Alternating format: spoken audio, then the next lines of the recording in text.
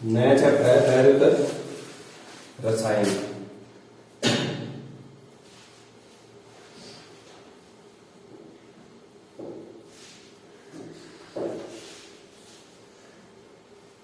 है ना, वैद्युत रसायन, इलेक्ट्रोकेमिस्ट्री, इंग्लिश में क्या बोलते हैं, इलेक्ट्रो केमिस्ट्री। तो इलेक्ट्रो का मतलब है यहां पर इलेक्ट्रिकल एनर्जी, है ना, और केम का मतलब क्या है, केमिकल एनर्जी। तो ये क्या है, ब्रांच है एक, ठीक है। फिजिकल केमिस्ट्री क्या है, ब्रांच है, जिसमें हम क्या करेंगे, वैद्युत ऊर्जा तथा रासायनिक ऊर्जा के पारस्परिक संबंध का अध्ययन, कि केमिकल एनर्जी से इलेक्ट्रिकल एनर्जी कैसे प्राप्त करनी और इलेक्ट्रिकल एनर्जी से केमिकल, एक दूसरे के बीच में जो क्या है इनका संबंध है, ठीक है। तो भौतिक रसायन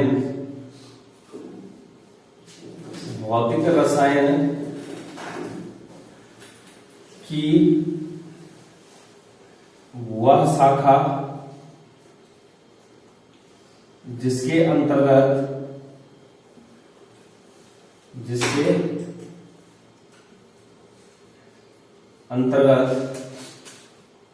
रासायनिक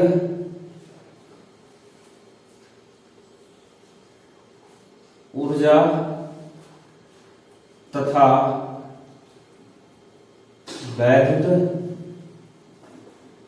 वैद्युत ऊर्जा के पारस्परिक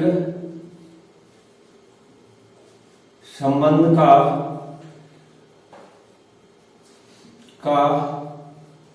अध्ययन किया जाता है, ठीक है। तो इसी आधार पर क्या है, तुम्हारे दो टाइप के सेल आते हैं यहाँ पर, एक आता है वैद्युत रासायनिक सेल, इलेक्ट्रोकेमिकल सेल, और दूसरा क्या आता है, वैद्युत अपघटनी सेल, इलेक्ट्रोलिटिक सेल। तो कहने का मतलब क्या है, जैसे तुम क्या करते हो, रासायनिक ऊर्जा को कन्वर्ट करते हो किसमें, वैद्युत ऊर्जा में। एक क्या होगा, रासायनिक ऊर्जा कन्वर्ट होगी रासायनिक ऊर्जा केमिकल एनर्जी किसमें होगी, इलेक्ट्रिकल एनर्जी में, यानी कि बोले तो वैद्युत ऊर्जा में।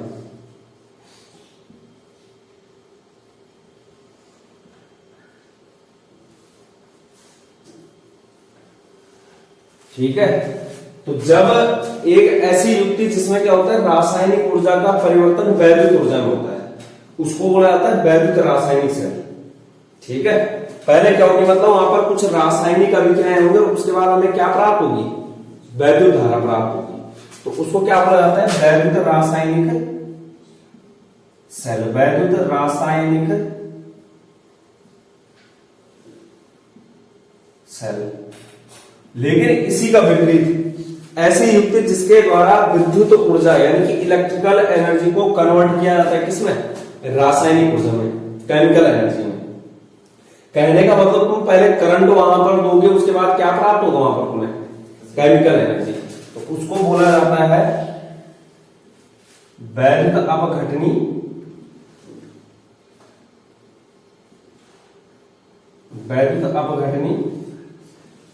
सेल। तो ऐसी युक्ति जिसके द्वारा रासायनिक ऊर्जा को वैद्युत ऊर्जा में परिवर्तित किया जाता है, वैद्युत रासायनिक सेल। दूसरा क्या, ऐसी युक्ति जिसके द्वारा वैद्युत ऊर्जा को रासायनिक ऊर्जा में परिवर्तित किया जाता है, वैद्युत अपघटनी सेल, ठीक है।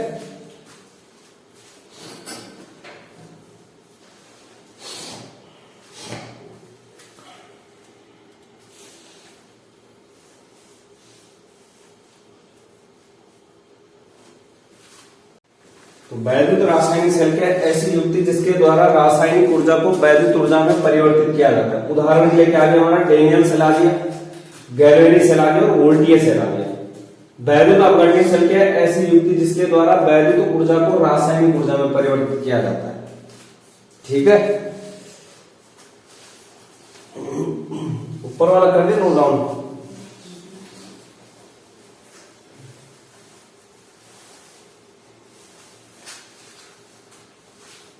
तो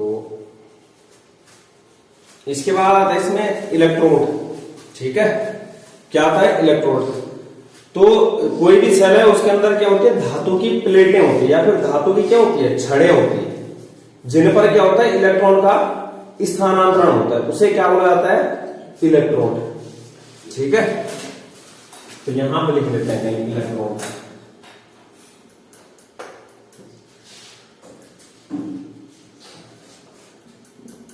धातु की सेल के अंदर, सेल में धातु की दो छड़ें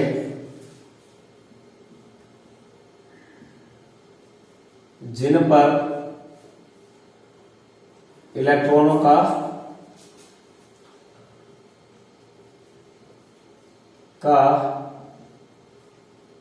स्थानांतरण होता है। ठीक है, तो एक होता है एनोड, एक होता है कैथोड। इलेक्ट्रॉन कितना होते हैं? दो होते हैं, एक एनोड और एक क्या होता है? कैथोड। तो एनोड क्या होता है? जो इलेक्ट्रॉन इलेक्ट्रॉनों का त्याग करता है, यानी कि जिस पर क्या होता है? ऑक्सीकरण अभिक्रिया होती है। जो इलेक्ट्रॉन क्या करता है? जो इलेक्ट्रॉन का त्याग, इलेक्ट्रॉन का त्याग बोले तो ऑक्सीडेशन होगा। क्या होगा? ऑक्सीकरण अभिक्रिया। दूसरा क्या है? जो इलेक्ट्रॉन इलेक्ट्रॉन का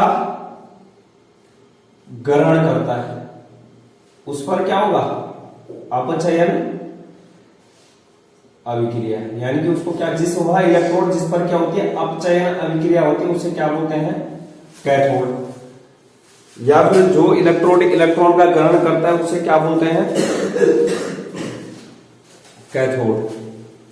तो जो कैथोड होता है वैद्युत अपघटनीय सेल में, वैद्युत अपघटनीय सेल की बात कर रहा हूं मैं। जो कैथोड होगा वो क्या होगा? पॉजिटिव। और जो एनोड होगा वो क्या होगा? नेगेटिव। किसकी बात कर रहा हूं? वैद्युत अपघटनीय सेल की, सॉरी वैद्युत रासायनिक सेल की। वैद्युत अपघटनीय सेल में क्या होगा? जो एनोड होगा, जो क्या होगा? एनोड, वो पॉजिटिव हो जाएगा और जो कैथोड होगा वो क्या होगा? नेगेटिव हो जाएगा।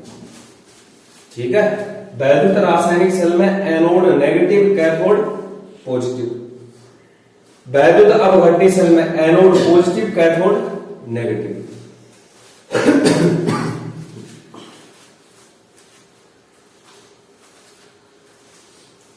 इतना नोट डाउन करो।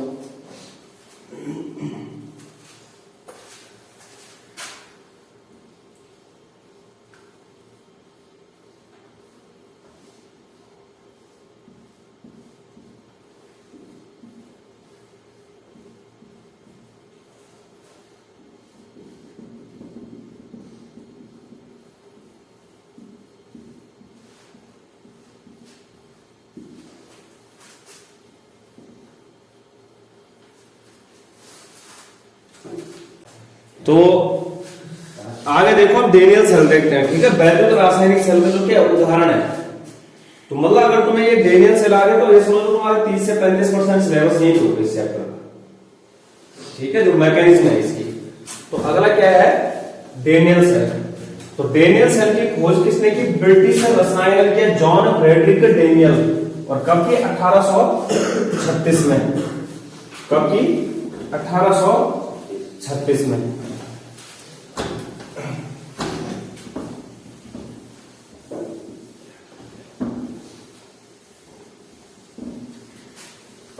1836 में। तो डेनियल सेल लिखो, डेनियल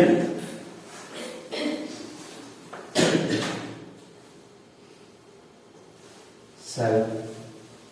आविष्कार करता कौन है? John Frederic Daniell, John Frederic Daniell. कब किया? 1836 में, है ना। तो अब यहां पर इसको ध्यान से समझना, पता होगा तुम्हें वैसे, है ना। तो यहां पर क्या होता है, दो पात्र लेते हैं हम। क्या लेते हैं? दो पात्र, ठीक है। ये दो पात्र ले लिए मैंने।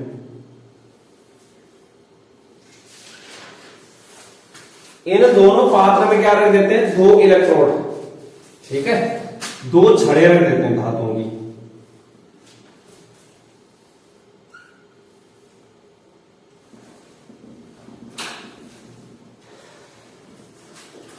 यहां भी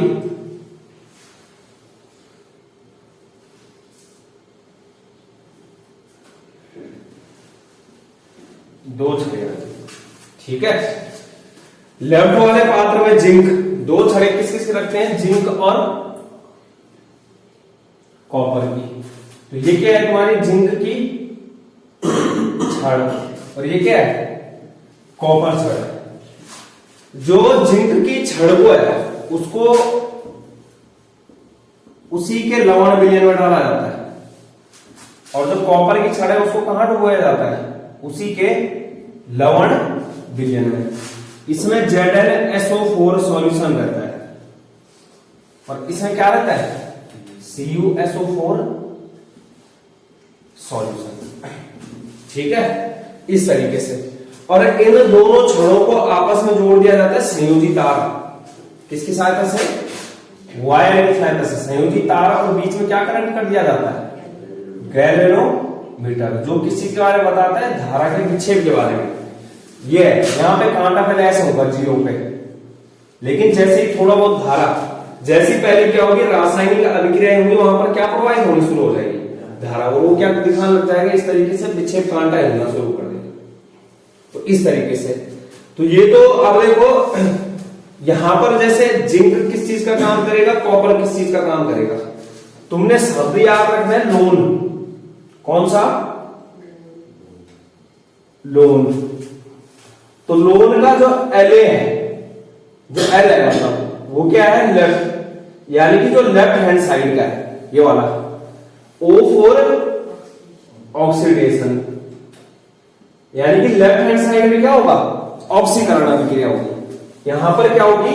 ऑक्सीकरण अभिक्रिया। और A फॉर क्या होगा? एनोड। ऑक्सीकरण भी किस पर होगा? एनोड पर। कब होगा ऑक्सीकरण एनोड पर? जब वो क्या करेगा? इलेक्ट्रॉन का त्याग करेगा। ऑक्सीडेशन क्या होता है? इलेक्ट्रॉन का त्याग, ठीक है। और L4 क्या होगा? नेगेटिव विभव होगा, वहां पर पोटेंशियल क्या होगा?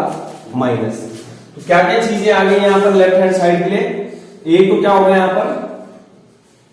ऑक्सीकरण होगा। ऑक्सीकरण का मतलब क्या है? इलेक्ट्रॉन का त्याग। दूसरा क्या होगा? ये किस चीज का काम करेगा? एनोड का। और तीसरा क्या होगा? इस पर क्या होगा? नेगेटिव होगा। बाकी सारा इसका उल्टा कर देना है, राइट हैंड साइड वाले। एल वहां लेफ्ट था, दूसरा क्या हो जाएगा? राइट हो गया, राइट। तो राइट का क्या होगा? ऑक्सीकरण नहीं होगा, क्या होगा? रिडक्शन होगा, यानी कि अपचयन। अपचयन में क्या होता है? इलेक्ट्रॉन का ग्रहण, इलेक्ट्रॉन का ग्रहण। और यहां पर एनोड है, तो ये किस चीज का काम करेगा? कैथोड का। किस चीज का काम करेगा? कैथोड। और यहां पर कौन सा चार्ज होगा? पॉजिटिव। यानी कि यहां पर ये क्या बन गया? कैथोड, पॉजिटिव हो गया। और अपचयन, अपचयन, इलेक्ट्रॉन का गर्म। इतनी चीजें याद होनी चाहिए, मतलब सिर्फ लोन शब्द याद रखो। तो इसके बाद देखो अब इतना चीजें हो गई है ना। इसके बाद देखो अभी हमारा सर्किट पूरा नहीं हुआ। सपोज दैट यहां से जिंक क्या करता है, इलेक्ट्रॉन का त्याग। अब देखो जैसे जिंक को ही हमने जो है एनोड क्यों बनाना है, वो इसलिए बनाना है क्योंकि जो अधिक आसानी से यहां से क्या कर सकता है, इलेक्ट्रॉन का त्याग, उसी को क्या बनाएंगे, एनोड। तो जो जिंक होता है वो क्या होता है, अधिक अभिक्रियाशील होता है, अधिक अभिक्रियाशील। तो इसलिए यहां पर इसको क्या बनाया जाता है, एनोड, यानी कि जो अधिक आसानी से इलेक्ट्रॉन का त्याग कर देगा, क्योंकि एक्चुअल में है तो दोनों धातु हैं, ठीक है। तो इसलिए क्या ये अधिक अभिक्रियाशील होता है, किससे, कॉपर से, इसलिए इसको क्या बनाया जाता है, एनोड, क्योंकि ये अधिक आसानी से क्या कर देगा, इलेक्ट्रॉन का त्याग कर देगा। तो इसके बाद देखो अभी यहां पर अगर यहां से इलेक्ट्रॉन जाते भी है तो यहां पर सर्किट पूरा नहीं होता। तो यहां पर सर्किट को पूरा करने के लिए, यानी कि परिपथ को पूर्ण करने के लिए किसको जोड़ा जाता है, लवण सेतु। लवण सेतु। इस लवण सेतु के अंदर भी जो है वैद्युत अपघट्य भरे जाते हैं। केसीएल हो गया तुम्हारा, क्या हो गया, KCl प्लस KNO3 हो गया, कुछ भी भर सकते हैं इनमें से, ठीक है, KCl KNO3। तो अब ये परिपथ पूर्ण हो गया है ना। तो ये क्या है तुम्हारा, सॉल्ट ब्रिज बोलते हैं इसको, लवण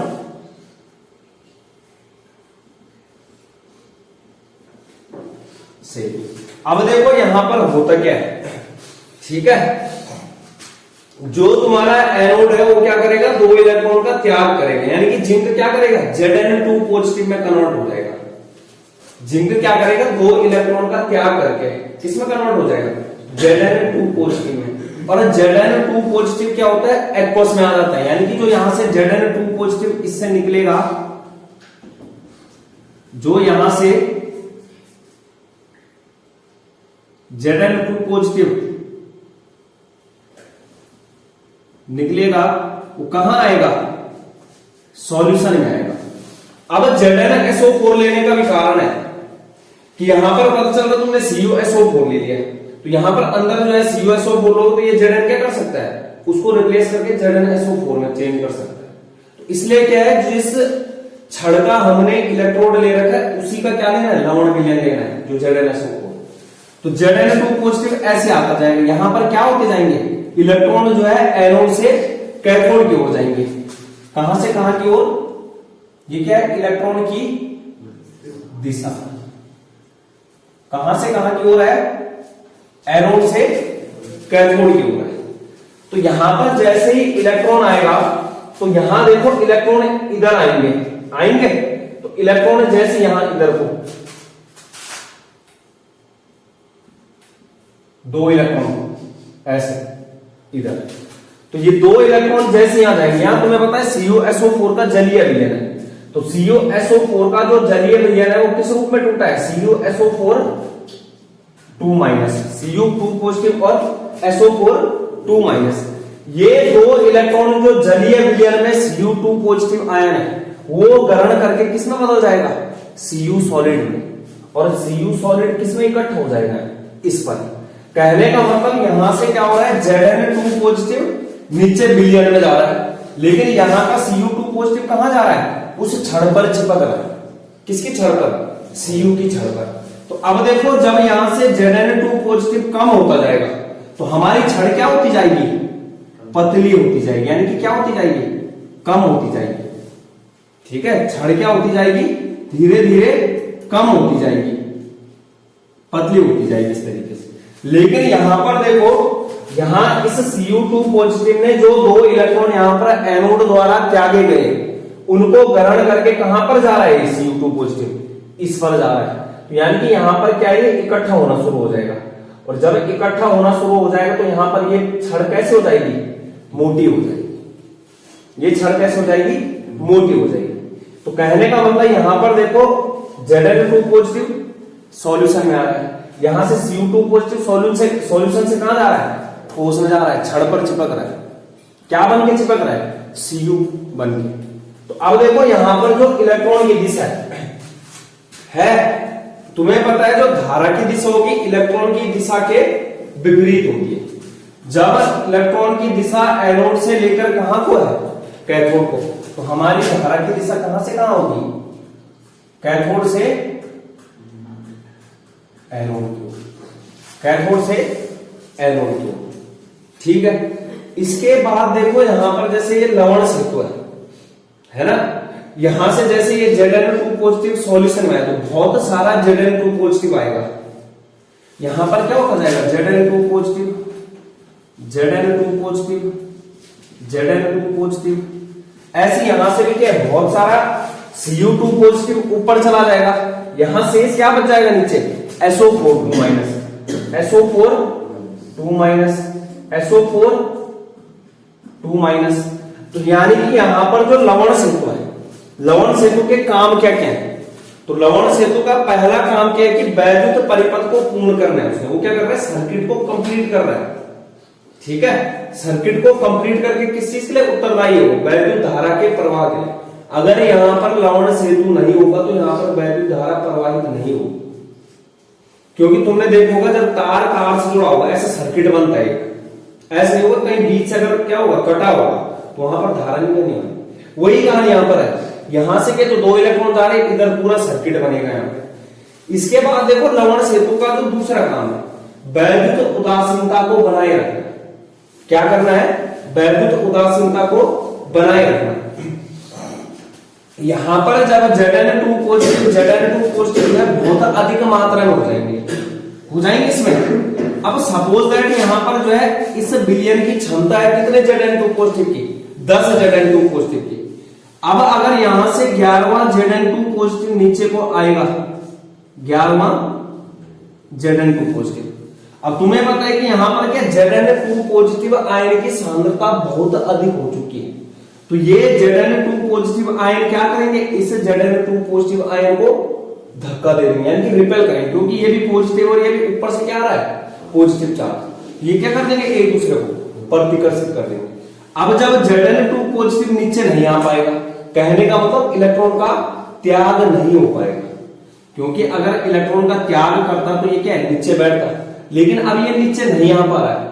क्यों, क्योंकि यहां पर क्या अधिक हो गया Zn2 पॉजिटिव आयन। तो कहने का मतलब यहां पर क्या हो जाएगी, अभिक्रिया रुक सी जाएगी, हो गई नहीं यहां पर कुछ। दूसरी चीज यहां पर देखो, अगर यहां पर SO4 2 माइनस बहुत अधिक हो गया SO4 2 माइनस अधिक होता गया, उसके बाद अगर यहां से Cu2 पॉजिटिव और ऊपर जाएगा, जाने की कोशिश करता है, तो ऊपर जाने की जैसी कोशिश करेगा तो SO4 जो 2 माइनस है या फिर जो Cu2 पॉजिटिव ऊपर जा रहा है, यहां पर किसकी मात्रा अधिक हो रखी, SO4 2 माइनस की। तो अब SO4 2 माइनस से और जगह नहीं है यहां पर कि जिससे क्या है Cu2 पॉजिटिव जो है ऊपर जा पाए। कहने का मतलब अब यहां पर क्या है, ये SO4 2 माइनस और अधिक नहीं आ सकता है। तो इसके लिए यहां पर काम कौन करता है, लवण सेतु करता है। लवण सेतु के अंदर जो भरे गए क्या है यहां पर वैद्युत अपघट्य है, जैसे KCl हो गया और KLO3, ये क्या करते हैं, इन आयनों को क्या करते हैं, इन आयनों के साथ अभिक्रिया करते हैं। जैसे Zn2 पॉजिटिव है तो इस Zn2 पॉजिटिव को जो है किसमें, ये आयन यानी कि जलीय अवस्था में, इसको कन्वर्ट कर देगा Cl के साथ अभिक्रिया करके किसमें, ZnCl2। Zn2 positive 2 Cl minus से अभिक्रिया करके कन्वर्ट हो जाएगा किसमें, ZnCl2। और तुम्हें पता है ZnCl2 जिंक क्लोराइड अवक्षेप होता है, और वो अवक्षेप कहां इकट्ठा हो जाएगा, यानी कि Zn2 पॉजिटिव कहां इकट्ठा होना शुरू हो जाएगा, नीचे जैसे इकट्ठा होगा फिर से क्या बच जाएगी, यहां पर जगह बच जाएगी और वापस से क्या होना शुरू हो जाएगा अभिक्रिया। ऐसे यहां पर भी होगा, जो SO4 2 माइनस अधिक हो गया, यानी कि यहां पर क्या Cu नहीं जा पा रहा है ऊपर, तो SO4 2 माइनस यहां से क्या आएगा, K आएगा, है ना, और 2K प्लस क्या करेंगे, SO4 2 माइनस को उदासीन करके किसमें कन्वर्ट हो जाएगा, K2 SO4, और कहां इकट्ठा हो जाएगा, नीचे। तो यहां पर SO4 क्या हो गया, कम हो जाएगा, वापस से क्या हो सकती है, अभिक्रिया। तो लवण सेतु का काम क्या है? एक तो क्या है, लवण सेतु अगर तुम्हें पूछता है क्या होता है, यू आकार की नली होती है। लवण सेतु क्या होता है? यू आकार की नली होती है जिसमें क्या भरे रहते हैं, KCl हो गया, KNO3 हो गया आदि भरे होते हैं, वैल्यूम भरते बोलते हैं इनको। लवण सेतु का काम क्या है? परिपथ को पूर्ण करना है। और दूसरा क्या है? परिपथ को पूर्ण करके वैद्युत धारा का प्रवाह करवाना है। तीसरा क्या है? वैद्युत उदासीनता को बनाए रखना। तो ये क्या होते हैं तुम्हारे लवण सेतु के कार्य होते हैं। सपोज दैट कोई क्रियाविधि पूछता है तो मैंने सब समझा दिया इसमें कि हमारे पास क्या होते हैं, दो पात्र होते हैं जिनमें क्या होती है, एक पात्र में जिंक की छड़ तथा दूसरे पात्र में कॉपर की छड़ रखी जाती है। जिंक वाले पात्र में ZnSO4 का जलीय विलयन और कॉपर वाले पात्र में कॉपर सल्फेट का जलीय विलयन। उसके बाद क्या होता है, जिंक इलेक्ट्रोड से इलेक्ट्रॉन का त्याग होता है, जिंक को ग्रहण कौन करता है? CuSO4, Cu2 positive ion. तो यहां से जो इलेक्ट्रॉन का त्याग कर रहा है, एनोड से क्या हो रहा है? इलेक्ट्रॉन का त्याग, यानी कि यहां पर क्या हो रही है? ऑक्सीकरण अभिक्रिया। और यहां पर क्या हो रही है? अपचयन अभिक्रिया। यहां से जैसे इलेक्ट्रॉन का त्याग होगा तो इलेक्ट्रॉन की दिशा कहां से कहां है? एनोड से लेकर कैथोड की ओर। तो वैद्युत धारा की दिशा कहां से कहां हो जाएगी? कैथोड से एनोड की। इसको नोट करो इतना। तो लवण सेतु क्या है? यू आकार की नली जिसमें KCl, KNO3, K2SO4 का विलयन भरा रहता है। कार्य क्या क्या है? परिपथ को पूर्ण करके एक अर्ध सेल से दूसरे अर्ध सेल में आयनों का प्रवाह करना, स्थानांतरण करना, विद्युत धारा का प्रवाह करना। और तीसरा क्या है? वैद्युत उदासीनता को बनाए रखना। इसके बाद देखो यहां पर एक अर्ध सेल क्या होगा? एनोड वाला होगा। एक अर्ध सेल कौन सा होगा? कैथोड वाला। अर्ध मतलब आधा सेल। तो इस एनोड वाले अर्ध सेल को बोला जाता है यहां पर क्या? ऑक्सीकरण अर्ध सेल। क्या बोला जाएगा? ऑक्सीकरण अर्ध सेल। ऑक्सीकरण अर्ध सेल। दूसरा जो कैथोड वाला सेल है, यानी कि जिस पर कौन सी अभिक्रिया हुई है? अपचयन अभिक्रिया। इसको बोला जाएगा अपचयन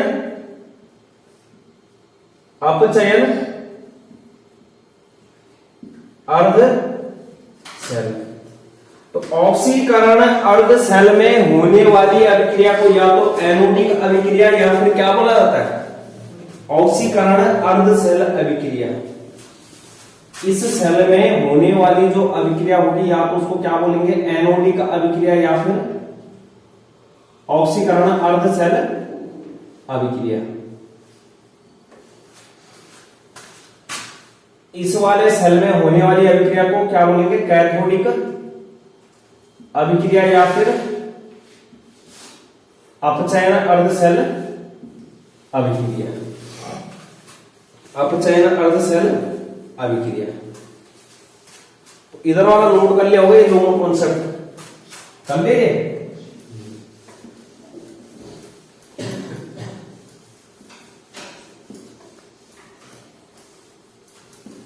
चलो इसके बाद देखते हैं यहां पर रिएक्शन होती है जो क्या बोलो, या तो जो तुम्हारा लेफ्ट हैंड साइड वाला सेल है एनोडिक अभिक्रिया होगी उसमें। कौन सी अभिक्रिया? एनोडिक, यानी कि एनोड वाले सेल पर होने वाली अभिक्रिया एनोडिक अभिक्रिया। या फिर क्या बोलोगे? ऑक्सीकरण अर्ध सेल, ऑक्सीकरण अर्ध सेल अभिक्रिया। तो एनोड पर क्या हो रहा है? ऑक्सीकरण हो रहा है। ऑक्सीकरण का मतलब जो जिंक सॉलिड है, छड़ है, जो छड़ क्या होगी? सॉलिड। तो ये जिंक सॉलिड क्या कर रहा है? दो इलेक्ट्रॉन का त्याग कर रहा है और किसमें कन्वर्ट हो रहा है? Zn2 पॉजिटिव एक्वस में। Aq इसलिए लेते हैं कि जो Zn2 पॉजिटिव है कहां चला जाता है? विलयन में चला जाता है। तो इसलिए क्या लेते हैं यहां पर? Aq। यहां पर ये Zn को सॉलिड इसलिए ले रहे हैं क्यों? क्या है ये? छड़ है, तो इसलिए क्या ले रहे हैं? छड़। इसके बाद दूसरी अभिक्रिया आती है कौन सी? कैथोडिक, कैथोडिक अभिक्रिया। या फिर इस रिएक्शन को क्या बोला जाता है? अपचयन अर्ध सेल, अपचयन अर्ध सेल अभिक्रिया। अपचयन अर्ध सेल अभिक्रिया। तो यहां पर क्या होगा? जो तुम्हारा सॉल्यूशन में Cu2 पॉजिटिव है, Cu2 पॉजिटिव जो कहां है, एक्वस में, वो क्या करता है, 2 इलेक्ट्रॉन को ग्रहण करके किसमें कन्वर्ट हो जाता है, Cu सॉलिड। किसमें कन्वर्ट हो जाता है, Cu सॉलिड में। इसके बाद यहां पर जब हम इसकी नेट अभिक्रिया लिखते हैं, कुल अभिक्रिया, नेट रिएक्शन, तो नेट अभिक्रिया का मतलब होता है कि जो पूरी अभिक्रिया हो रही है यहां पर, वो क्या लिखते हैं, जो लेफ्ट हैंड साइड होगा लेफ्ट हैंड साइड के साथ जोड़ना है, जो राइट हैंड साइड होगा राइट हैंड साइड के साथ जोड़ना है। तो Zn solid plus Cu2 plus aqueous plus 2 electron gives Zn2 positive aqueous plus 2 electron plus Cu solid. 2 electron से 2 इलेक्ट्रॉन कैंसिल हो गए, 2 इलेक्ट्रॉन से 2 इलेक्ट्रॉन कट। तो क्या बन गया यहां पर, ये कंप्लीट सेल अभिक्रिया, ये है, यानी कंप्लीट सेल अभिक्रिया कब मिलेगी, जब तुम ऑक्सीकरण अर्ध सेल अभिक्रिया को ऐड करोगे किसमें, अपचयन अर्ध सेल अभिक्रिया के साथ। इसके बाद देखो, इसके बाद आता है यहां पर सेल का निरूपण। कहने का मतलब जो हमने ये वैद्युत रासायनिक सेल बोल रहे हैं, डेनियल सेल बोल रहे, ये बनाए तो ये क्या बहुत बड़ा सेल हो गया है ना, संरचना के दृष्टिकोण से। इस सेल को क्या करना है, छोटे रूप में दिखाना है, निरूपित करना है, किस तरीके से करना है, और इस पर क्वेश्चन आता भी है पेपर में, है ना। तो सेल निरूपण, तो सेल निरूपण में किस तरीके से होता है, पैटर्न होता है इसका, कि सूक्ष्म रूप में दिखाना है सेल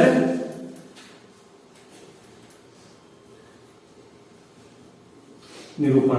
तो सेल निरूपण के लिए क्या होता है, लेफ्ट हैंड साइड, सबसे पहले बीच में क्या 2 स्लेश हैं, ये स्लेश किसको प्रदर्शित करते हैं, लवण सेतु को। तो अब देखो मैं इसी डायग्राम में देख रहा हूं, ये बीच में क्या आ गया, लवण सेतु आ गया।